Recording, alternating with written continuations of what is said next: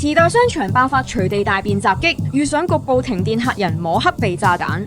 近期計劃去日本東京旅遊嘅朋友，真係要打醒12分精神，出入池袋車站周邊嗰陣，務必睇路。呢幾日東京最旺嘅商圈池袋爆發隨地大便事件，有都八喜池袋店喺幾日內連續遭到大便襲擊，啲排泄物仲要由扶手電梯一路沿路俾人踩到周圍噴。呢股惡臭風暴隨後仲蔓延到隔離嘅東武百貨食品街，日本網民崩潰到形容呢單嘢直頭係糞便恐怖攻擊。話說呢間日本嘅家電龍頭有都八喜，先至啱進駐池袋原本嘅西武百貨舊址，首次攻擊發生喺今個月4號，本來1樓扶手電梯到3樓，有人蓄意邊走邊屙，大量排泄物隨住人流同埋鞋底俾人踩到散晒。隨後第2日4樓又遭到2次襲擊，當時館內仲要咁啱撞正局部停電，大批目擊網民話，當時所有人喺黑暗嘅館內，一邊盲摸摸，一邊喺心入面瘋狂祈禱，自己千祈唔好中彈踩到。雖然店家即刻將空氣清新機開到最勁，但過咗幾日到而家都仲有好多客人都話陣味依然揮之不去。呢場生化危機仲未收工，連鎖遊戲機中心 Gigo 總本店，甚至深受貴婦歡迎嘅東武百貨地下食品街都中招，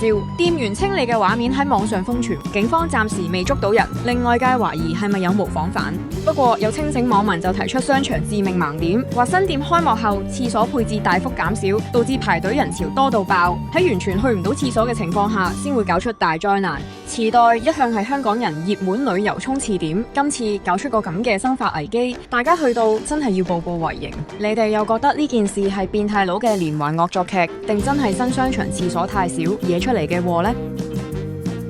Techline 繼續同你 tag 進香港至 hot 話題，睇完記得 comment、like、share 同埋 subscribe。我哋需要你嘅支持，更需要你嘅消息。有料即爆 ，WhatsApp 報料熱線91060617。